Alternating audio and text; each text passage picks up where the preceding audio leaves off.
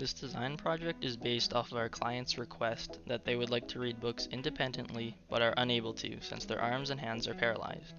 They are a voracious reader with a large collection of books of all sizes that they are looking forward to reading. A page-turning device that does not harm books and can accommodate books up to 8.5 by 11 inches with a footprint no larger than 11 by 17 inches is required for a client who has very limited movement of their head and hands.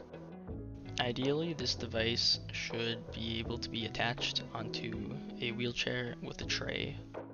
An early idea we had was to split the motion of one rotation of the motor into two separate motions. This would require a half gear to be attached to the motor with two smaller gears on each side. Once the problem statement has been established, our group had to come up with multiple objectives and constraints for this device. Some of the objectives included durability, stability, interchangeability of the books, the least number of parts used in order to decrease maintenance time and cost, a strong safety background, and low cost.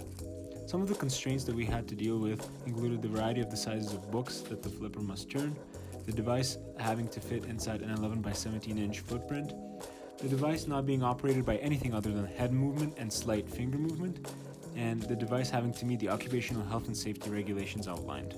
We came up with 4 designs to choose from. The first had a sticky pad to lift the page and an arm to turn it. The second used a wheel to push the page enough for an arm to get underneath and flip it over.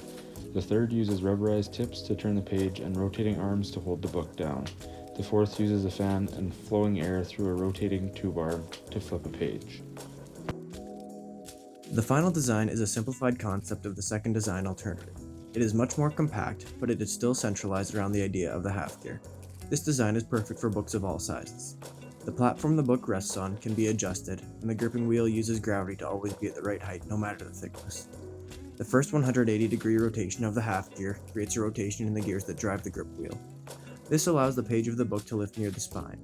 The second 180-degree rotation of the half gear drives the flipper arm for one complete rotation, and that turns the page of the book. After one revolution of the half gear, the motor stops and is ready to turn another page. A lesson learned is that safety precautions play a huge role in design fabrication. It also has a large impact on the efficiency and cost of the prototype created. Another important lesson we learned was the importance of knowing the available materials from the beginning. That way, we would not have brainstormed a design that is not feasible to create.